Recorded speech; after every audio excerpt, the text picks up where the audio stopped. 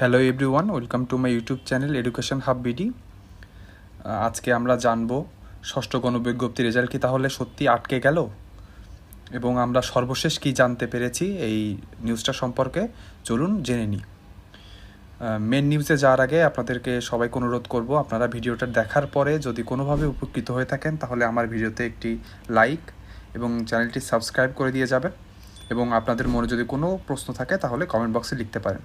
চলুন আমরা তাহলে নিউজটি সম্পর্কে জেনে নিই। আজ 6 আগস্ট, রোজ বুধবার। আজকে 18তম ভাইবা অনুত্তীর্ণদের পক্ষ থেকে একটি লং মার্চ, শাহবাগ থেকে তারা লং মার্চ টু এনটিআরসি ভবন করেন, এবং সেখানে গিয়ে তারা চেয়ারম্যান মহোদয়ের সাথে সাক্ষাৎ করার জন্যে তারা আবেদন করেন এবং তারা সফল হন। এবং সেখানে সাক্ষাৎ করার পরে এসে একজন ভাইবা অনুত্তীর্ণ শিক্ষার্থী সব শিক্ষার্থীর সামনে এই বক্তব্যটি তুলে ধরেন। সেটা হলো, আলহামদুলিল্লাহ, এনটিআরসি এর নতুন চেয়ারম্যান স্যারের সাথে 10 সদস্যের একটি দল আমরা দেখা করেছি। উনি সহ এনটিআরসি এর কয়েকজন কর্মকর্তা ছিলেন আলোচনা সভায়। চেয়ারম্যান স্যার আমাদের সব কথা শুনে বলেছে কিছু বিষয়ে সত্যি বৈষম্য হয়েছে এবং এটার তদন্ত না হওয়া অবধি ষষ্ঠ গণবিজ্ঞপ্তির রেজাল্ট প্রকাশ হবে না। আপনারা দেখতে পেলেন অনুত্তীর্ণ প্রার্থী বাইরে এসে এটি বলেছেন, সত্যি যদি এটি হয়ে থাকে তাহলে এটি অনেক বড় দুঃখের সংবাদ, কারণ 18তম ভাইবা উত্তীর্ণ প্রার্থীরা অধীর আগ্রহে বসে আছেন তাদের প্রাথমিক বা চূড়ান্ত সুপারিশের জন্যে। এই চাকরিটা অনেকের জন্যে অনেক বড় কিছু।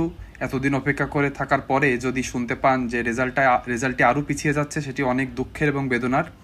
এজন্যে আমি বলবো, আপনাদের করণীয় হলো সবসময় সোচ্চার থাকা। আপনাদের ভাইবা পাশকৃত শিক্ষার্থীদের একটি গ্রুপ কিছুদিন আগে এনটিআরসি ভবনে গিয়েছিলেন এবং সেখানে সচিবদের সাথে কথা বলার সময় তারা জানতে পারে এই আগস্ট মাসের 15 তারিখের ভেতর রেজাল্ট দেওয়ার একটি সমূহ সম্ভাবনা আছে।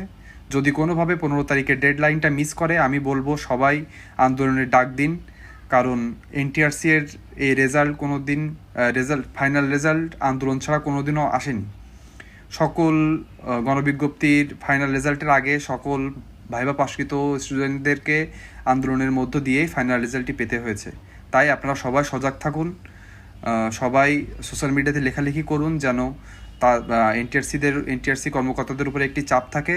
এবং আমরা সবাই আশা করি চেয়ারম্যান স্যার যেন এমন কোনো সিদ্ধান্ত না নেন যেটা 60,000 শিক্ষার্থীদের বিপরীতে যায়, কারণ 60,000 শিক্ষার্থীদের উপরে যদি জুলুম বা বৈষম্য করা হয় তাহলে কিন্তু কেউ মেনে নেবে না।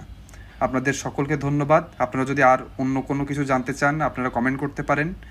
ধন্যবাদ, ভালো থাকবেন।